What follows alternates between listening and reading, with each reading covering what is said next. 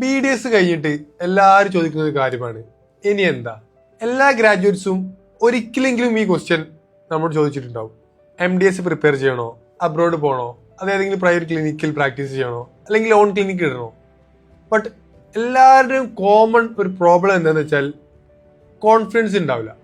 Treatment പ്ലാനിങ്ങിന് confidence ഉണ്ടാവില്ല, patient കമ്മ്യൂണിക്കേഷനിൽ confidence ഉണ്ടാവില്ല, case ചെയ്യാൻ കോൺഫിഡൻസ് ഉണ്ടാവില്ല, ക്ലിനിക്കിന്റെ വർക്ക് ഫ്ലോയെ കുറിച്ച് അറിയില്ല, ക്ലിനിക്കിന്റെ ഫിനാൻസിനെ കുറിച്ച് അറിയില്ല.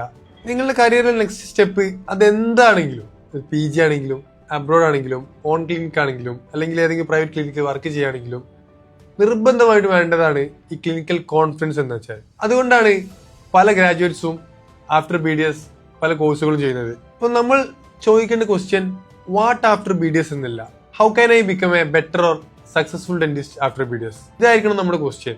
അതുകൊണ്ട് തന്നെ നിർബന്ധമായും ഗ്രാജുവേഷന് ശേഷം ക്ലിനിക്കൽ എക്സ്പോഷർ പ്രോഗ്രാംസ് അല്ലെങ്കിൽ എന്തെങ്കിലും ഹാൻഡ്സ് ഓൺ ട്രെയിനിങ് അല്ലെങ്കിൽ എന്തെങ്കിലും ബിസിനസ് ഓറിയന്റഡ് കോഴ്സ് നിങ്ങളുടെ അഭിരുചിക്കനുസരിച്ച് എന്താണോ നിങ്ങൾക്ക് ആപ്റ്റ് ആയത് അത് നിർബന്ധമായും നിങ്ങൾ ചെയ്തിരിക്കണം. ഇത്തരത്തിലുള്ള കൂടുതൽ വീഡിയോസിനായി ഡെന്റൽ CO കേരള ഫോളോ ചെയ്യുക. Thank you so much. I M doctor Nihal.